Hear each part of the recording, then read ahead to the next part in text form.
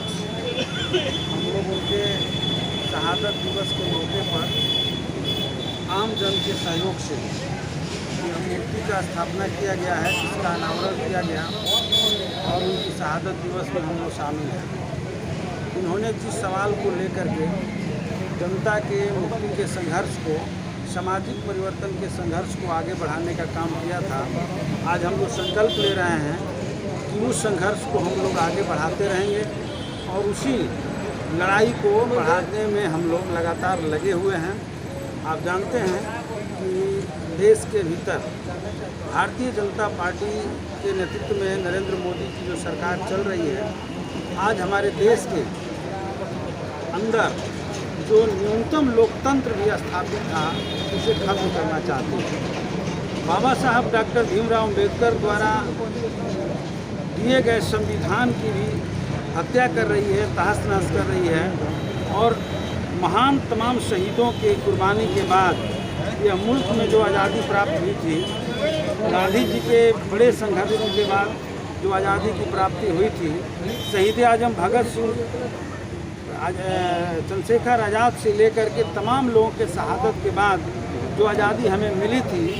आज उस आज़ादी को भी खत्म करने की कोशिश किया जा रहा है। देश के जनता का संपूर्ण संपत्ति को दो व्यक्तियों के नाम नीलाम किया जा रहा है, पूरे देश को बेचा जा रहा है। और इतना ही नहीं, जब कोई इसका विरोध करने के लिए सड़क पर आ रहा है तो उसे गिरफ्तार करके जेलों में बंद किया जा रहा है। हम समझ रहे हैं कि इससे लोकतंत्र पूरी तौर पे शर्मसार हुआ है। आज हमारे सामने ये चुनौती बन करके खड़ा है कि तमाम शहीदों के सपनों का जो भारत है, जो नहीं बन पाया है, अभी अधूरा था, उसी को पूरा करने के लिए कॉमरेड केदार शाह ने लगातार संघर्ष किया था। उसे हमें पूरा करना है और उसको आगे बढ़ाना है। आज हम देख रहे हैं कि समाज को बांट करके, समाज में जो भाईचारा है, एकता है, आपसी जो प्रेम है, सद्भाव है, उसे समाप्त करके भारतीय जनता पार्टी के नेतृत्व में चलने वाले जो कुछ संगठन हैं, आरएसएस जैसे, बजरंग दल जैसे लोग रोज़ सौहार्द को बिगाड़ रहे हैं और भारतीय जनता पार्टी पूरी तौर पे उनका संरक्षण दे रही है। तो हम लोग निश्चित तौर पे आज अपने तमाम शहीदों को और आज़ादी के संघर्षों के भी तमाम नायकों को, यह धरती जो सिवान की धरती है, आप जानते हैं कि डॉक्टर राजेंद्र प्रसाद की धरती है, शहीद उमाकांत सिंह की धरती है, जो आज़ादी के संघर्ष में अपनी शहादत पटना की धरती पर आगे बढ़ते हुए 7 छात्रों ने जो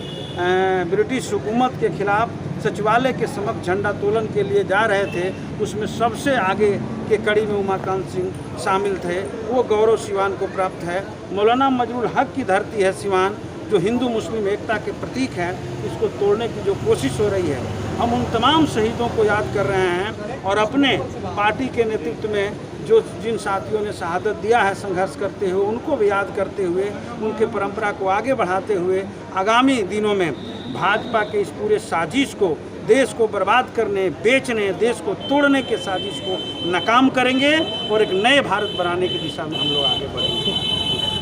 इसी कड़ी का ये हिस्सा। आज मेरे पिताजी शहीद